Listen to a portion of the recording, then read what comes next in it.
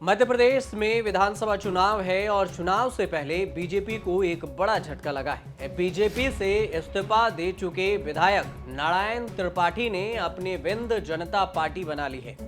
इसके साथ ही मध्य प्रदेश विधानसभा चुनाव में नई पार्टी ने 25 प्रत्याशियों को मैदान में उतार दिया है।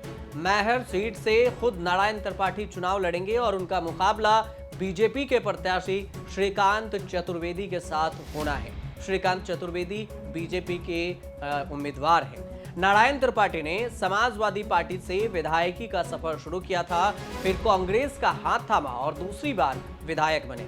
इसके बाद साल 2015 के उपचुनाव में बीजेपी के टिकट से लड़े और जीते भी। फिर 2018 के विधानसभा चुनाव में दोबारा बीजेपी के टिकट पर जीतकर विधानसभा पहुंचे।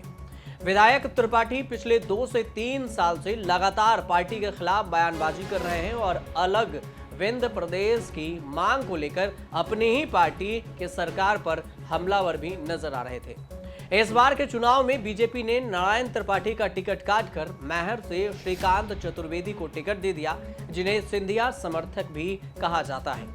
बीजेपी के लिस्ट में मैहर से सिंधिया समर्थक श्रीकांत चतुर्वेदी का नाम घोषित होने के बाद अटकलें लगाई जा रही थी कि नारायण त्रिपाठी कांग्रेस का दामन थाम सकते हैं, लेकिन उन्होंने ऐसा नहीं किया और इन मौके पर अपनी पार्टी बना ली और उसके बाद चुनावी मैदान में अपने उम्मीदवार को उतारना उचित समझा। बीजेपी से 2018 में विधायक चुने गए नारायण त्रिपाठी का टिकट इस बार काट दिया गया और कांग्रेस ने भी उन्हें भाव नहीं दिया। इसके बाद नारायण नाराज हो गए और उसके बाद अपनी ही पार्टी बनाकर अपने प्रत्याशियों को मैदान में उतारने का ऐलान कर दिया। विंध्य जनता पार्टी ने प्रदेश की 230 विधानसभा सीटों में से 25 सीटों के लिए अपनी पहली सूची भी 27 अक्टूबर को जारी कर दी। मध्य प्रदेश के भोपाल में प्रेस कॉन्फ्रेंस के दौरान नारायण त्रिपाठी ने कहा कि विंध्य प्रदेश को लेकर कई बार मांग उठाई गई। अपनी बात रखने पर बीजेपी समेत तमाम पार्टियों ने बागी बनाया, उनसे बातचीत भी की, लेकिन उस पे बात नहीं बनी। विंध्य का पुनर्निर्माण ही हमारा विकास है। विंध्य के लोगों के साथ धोखा हुआ।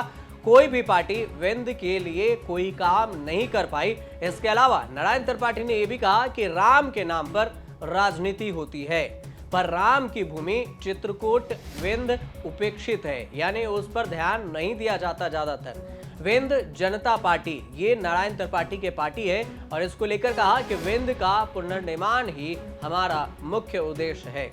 आपको बता दें कि बीते दिनों मध्य प्रदेश की मैहर सीट से विधायक नारायण त्रिपाठी ने अपने पद से इस्तीफा दे दिया था, साथ ही बीजेपी को अलविदा कह दिया था।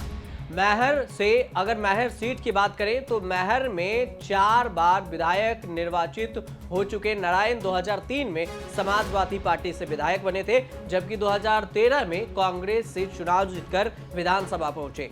इस वर्ष यानी 2009 में, उसके बाद 2009 में उन्होंने लोकसभा चुनाव भी लड़ा। 2014 के लोकसभा चुनाव में उन्होंने कांग्रेस विधायक होते हुए भी बीजेपी का समर्थन किया और 2015 में विधायक पद से इस्तीफा देकर 2016 के उपचुनाव में बीजेपी के टिकट पर लड़कर चुनाव जीते। साल 2018 के चुनाव में भी बीजेपी से ही लड़े, चौथी बार मैहर से विधायक बने। अब इस बार के चुनावी मैदान में वे खुद की अपनी पार्टी विंध्य जनता पार्टी ने चुनावी मैदान में अपने उम्मीदवारों को उतारा है। अगर बात 2018 विधानसभा चुनाव की करें तो 2018 में कांग्रेस को 114 सीटें मिली थी, जबकि बीजेपी को 109 सीट हासिल हुई थी।